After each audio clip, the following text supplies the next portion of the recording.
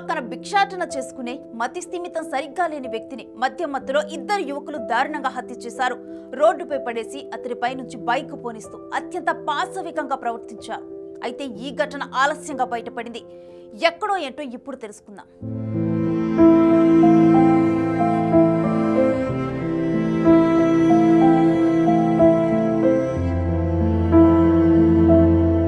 మెదక్ జిల్లా శివంపేట మండలం గోమారం గ్రామంలో 35 నుంచి 40 ఏళ్ల మతి స్థిమితం లేని ఓ వ్యక్తి ఉన్నాడు.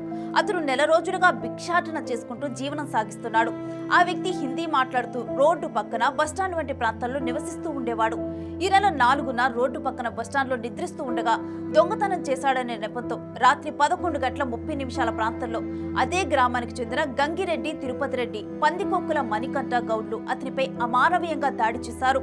కొట్టొద్దంటూ సదరు వ్యక్తి ఎంత ప్రాధేయపడినా అతన్ని విడిచిపెట్టలేదు. రోడ్డు పైకి ఈడ్చికెళ్లి అతనిపైకి బైక్ ఎక్కించారు. అంతటితో ఆగకుండా పైకెత్తి పడేశారు. బైకుకు కట్టి ఈడ్చుకెళ్లారు. కొట్టొద్దని కాళ్ళ వేళ్లా పడినా కనీసం కనికరించలేదు. చివరికి ఓ చోటుకు తీసుకెళ్లి చనిపోయాడని నిర్ధారించుకున్న తర్వాత అక్కడి నుంచి వెళ్లిపోయారు.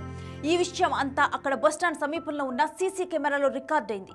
ఈ నెల 5న ఉదయం అతని మృతదేహాన్ని గమనించిన స్థానికులు పోలీసులకు సమాచారాన్ని అందించారు.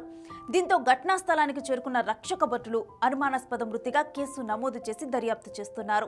ఈ క్రమంలో మృతదేహాన్ని ఈ నెల 6న నర్సాపూర్ ప్రభుత్వ ఆసుపత్రికి శవ పరీక్ష నిమిత్తం తీసుకెళ్లి పరీక్షలు చేయించి మృతదేహాన్ని ఖననం చేశారు. అయితే పోలీసుల దర్యాప్తులో ఇద్దరు వ్యక్తులు మృతి చెందిన వ్యక్తిని దాడి చేస్తున్నట్లు బస్టాండ్ సమీపంలోని సీసీ కెమెరాల్లో నిక్షిప్తమైన తీవ్ర జాప్యం చేశారని విమర్శలు వినిపిస్తున్నాయి.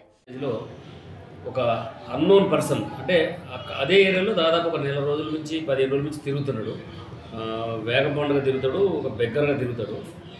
అతన్ని ఆ ఊర్లో చిన్న దొంగతనం అయితే ఈయనే దొంగతనం చేసిందని ఆ విలేజ్ వ్యక్తులు గంగిరెడ్డి, తిరుపతి రెడ్డి, తర్వాత మణికంఠ గౌడ్ ఇద్దరు 4వ తారీఖు నైట్ కొట్టారు. వాళ్ళు బండి ఎక్కించుకొని పోయి మళ్ళీ ఎక్కడ దొంగతనం చేసినా చూపించమన్నారు. తర్వాత కొట్టిన తర్వాత కొట్టి ఆడ పడేసిపోయిన తర్వాత తెల్లారి చనిపోతే మనం పోస్ట్ మార్టం చేపిస్తే ఇప్పుడు వాడు కొట్టిన దెబ్బల వల్ల చనిపోయిన తెలిస్తే ఇమీడియట్లీ సెక్షన్ ఆర్డర్ చేసి ఇప్పుడు ఈరోజు ఆయన మీద వాళ్ళ ఇద్దరిని కూడా రిమాండ్ చేయడం జరుగుతుంది.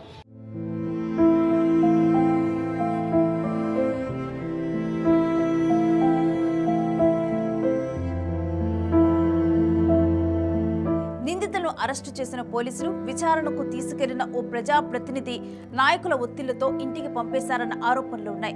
5వ తేదీన ఘటన వెలుగులోకి వస్తే 9వ తేదీన నిందితులను అరెస్టు చేయటమేంటని ప్రశ్నిస్తున్నారు. ఈ జాప్యం వారిని వదిలేయటానికే జరుగుతోందని ఆరోపించారు. ఇప్పటి వరకు నిందితులను అరెస్టు చేసి రిమాండ్కు తరలించారనే వార్తలు వినిపిస్తున్నాయి తప్ప వారి గురించి పూర్తి సమాచారం మాత్రం బయటకు రాకపోవటం ఆశ్చర్యకరం.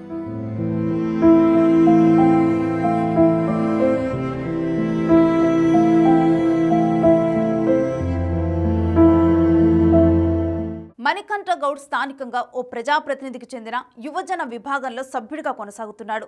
తిరుపతి రెడ్డి గ్రామంలో ట్రాక్టర్ నడుపుకుంటూ జీవనం సాగిస్తున్నాడు. సోమవారం తూప్రాన్లో సర్కిల్ పరిధిలోని ఎస్ఐలతో మెదక్ జిల్లా ఎస్పీ ఉదయ్ కుమార్ రెడ్డి సమీక్ష నిర్వహించారు. అయినా నిందితుల పూర్తి వివరాలు వెల్లడించకపోవటం విమర్శలకు తావిస్తోంది. ఏది ఏమైనా యాచకుడు ప్రాణాల్ని బలిగొన్న ఆ ఇద్దరికి తగిన శిక్ష విధించాలని గ్రామస్తులు కోరుతున్నారు. For more videos like this, subscribe Big TV channel.